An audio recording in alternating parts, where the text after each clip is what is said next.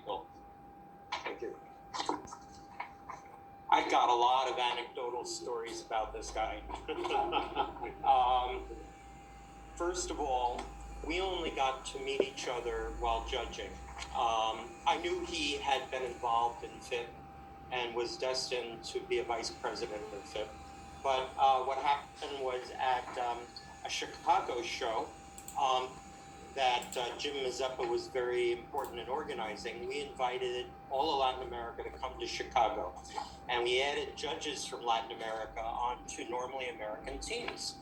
And so this was, you know, not officially an official exhibition, but it was pretty damn close and it was large.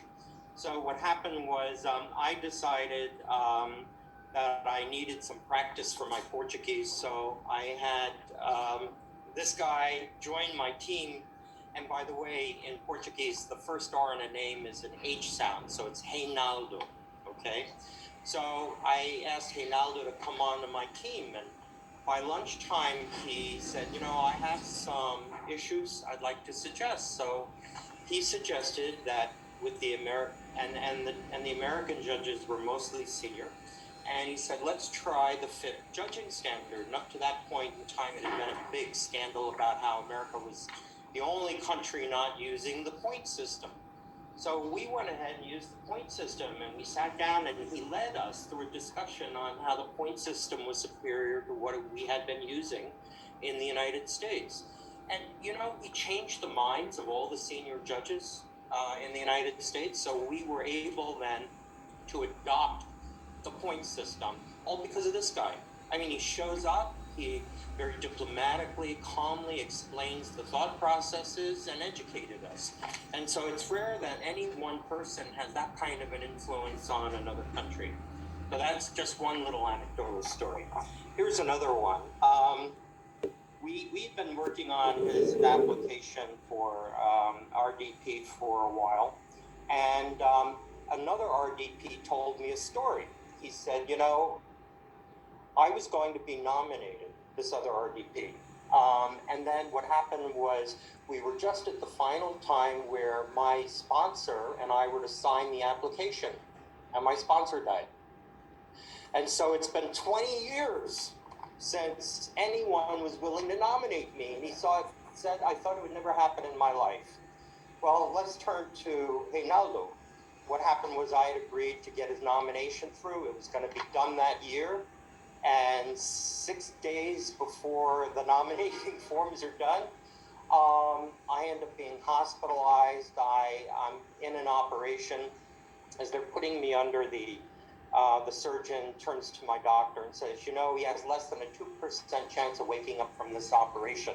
This guy's a goner. And that's what I hear as I'm going to right. So what happened was, I'm thinking about all the things I haven't done yet. And one of them was his application didn't get finished. And I thought, what a horrible thing to do to anybody is not finish the RDP application, because it's such an important part of a lot of stamp collectors' lives, right?